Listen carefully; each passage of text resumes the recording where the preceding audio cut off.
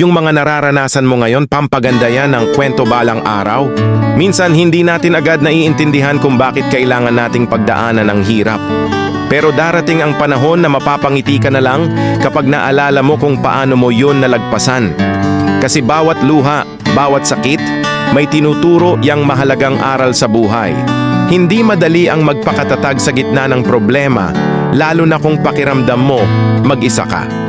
Pero tandaan, may dahilan kung bakit pinili ng Diyos na ilagay ka sa sitwasyong yan.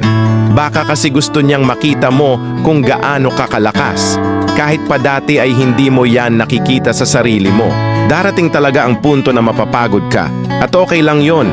Hindi mo kailangang laging magpanggap na matatag dahil tao ka rin. Ang mahalaga, kahit gaano kabigat hindi ka sumusuko. Isipin mo na lang, lahat ng pinagdaanan mo ngayon ay parte ng kwento mo bukas.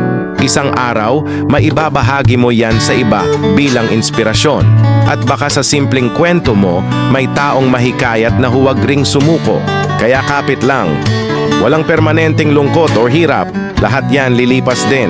At kapag natapos na, mas magiging proud ka sa sarili mo dahil nalagpasan mo lahat.